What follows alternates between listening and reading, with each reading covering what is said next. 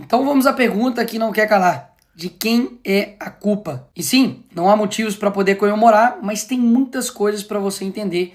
Isso vai fazer toda a diferença. E diferentemente do outro lado, eu não preciso inventar para poder te explicar quem é o culpado disso. Basta eu ler a carta do Trump. E começa citando Jair Bolsonaro e diz: conheci e lidei com o ex-presidente Jair Bolsonaro e o respeitei profundamente, assim como a maioria dos outros líderes de países. A forma como o Brasil tem tratado o ex-presidente Bolsonaro, um líder atualmente respeitado em todo o mundo, durante seu mandato, inclusive pelos seus Estados Unidos, é uma vergonha internacional. Esse julgamento não deveria estar acontecendo.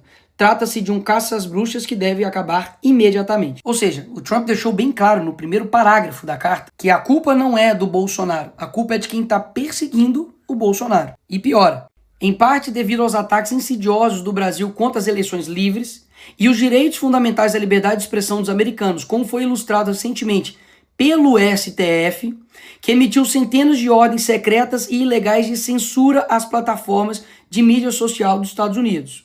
Lembra disso aí. E para poder refrescar aí a sua memória, o assessor do Trump ele foi detido pelo Moraes aqui em Brasília em 2021. O Alexandre de Moraes também derrubou o X, o Twitter, aqui do Brasil. E também derrubou a Rumble, que é uma rede social que tem ligações muito próximas com a Truth Social, que também é uma plataforma criada pelo Donald Trump. Dito isso, não sou eu, Bolsonaro, a direita que está falando.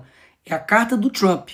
Ela continua. A partir de 1º de agosto de 2025, cobraremos uma tarifa de 50% sobre qualquer produto brasileiro enviado aos Estados Unidos. Ou seja, devido à perseguição, nós vamos cobrar essa taxa. Mesmo depois de uma carta tão clara e transparente, a esquerda quer dizer que o culpado não é o presidente da República, mas o Bolsonaro, que nem presidente é. Será mesmo? Vamos ver. Lula, antes mesmo das eleições, já falava que o Trump era nazismo com outra cara e chamou ele de desumano. O Lula deixou navios de guerra do Irã atracar aqui no Brasil, mesmo os Estados Unidos fazendo pressão contrária. O Alckmin, que é vice do Lula, participou de um evento no Irã ao lado do líder do Hamas e outros 3 líderes terroristas. Voltou até a exigir visto para os cidadãos dos Estados Unidos para entrar aqui no Brasil. Foi destaque no mundo inteiro quando comparou as ações de Israel a Hitler. Ou seja, atacando o principal aliado dos Estados Unidos na guerra entre Israel e Irã. E aí o que o Lula esperava? De que essa conta nunca ia chegar? Ela chegou e muito cara. Mas ela tem um motivo, como vocês viram. Não foi do nada. Mas existe uma forma de resolver isso. No fim da carta do Trump ele fala: essas tarifas podem ser modificadas para cima ou para baixo, dependendo da nossa relação com o seu país. A solução está na mão do governo. Basta ter um mínimo de relação diplomática com uma nação importante, que é o caso dos Estados Unidos, parar de perseguir esses opositores aqui no Brasil, dar uma maquetada no STF para ele ficar no canto dele, que as coisas vão ser resolvidas. Caso contrário, Lula, você vai ferrar todo mundo. Ou vocês acham que isso daqui é fazer diplomacia? Eu não tenho medo de você, inclusive. Boa! Fuck you, Elon Musk. Vou usar o termo vira-latas depois de jornalistas perguntar sobre Lula e Trump. Trump disse que vai anunciar a tarifa contra o Brasil. Ah, e é bom lembrar que até esse momento aqui, a tarifa estava em 10%. Calma aí que nós não chegamos nem na melhor parte do vídeo. Vai por mim. A resposta do Lula para tudo isso foi essa. Se ele vai cobrar 50 de nós vamos cobrar 50 dele. E o que isso vai resultar?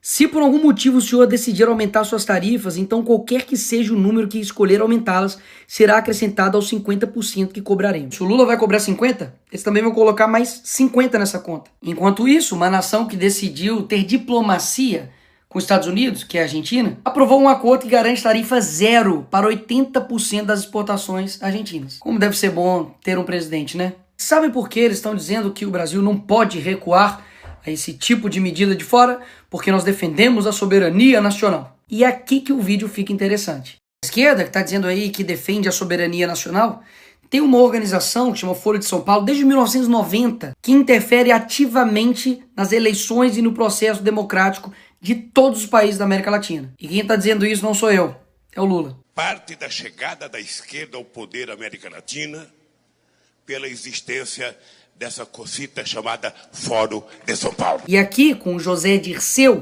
amigo do Lula e mentor do PT, deixou as coisas ainda mais claras. Nós já lutávamos por isso e já trabalhávamos por isso, inclusive porque nós criamos o Fórum de São Paulo, que lutava para isso, Depois criamos ainda um grupo de Marbella, que é o nome da cidade, do hotel onde nós fomos no Chile, que se reuniu. Todos depois foram eleitos presidente da República. Todos foram.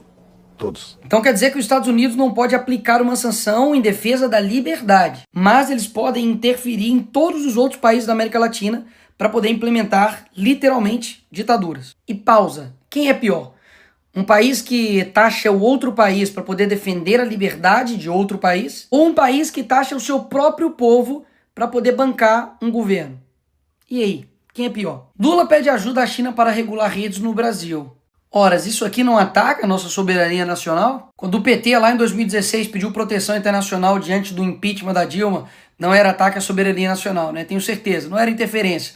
Era só uma ajuda, né? Quando a Gleisi, deputada do PT, pediu numa TV árabe ajuda a todo mundo árabe pela liberdade do Lula, aí não era interferência. Além dessa balela que eles dizem defender a soberania nacional, eles também não respeitam a soberania nacional dos outros países, pelo visto também não. Foi lá na Argentina visitar uma condenada por corrupção e fazer lá cartazinho para ela ser livre, em outro país. Eu já ia me esquecendo, esse aqui é bom demais. Aqui está o Felipe Neto pedindo ajuda internacional para o John Biden, para a Kamala Harris, para poder conter o Bolsonaro aqui quando ele era presidente. Como eu disse, qual que era a desculpa deles?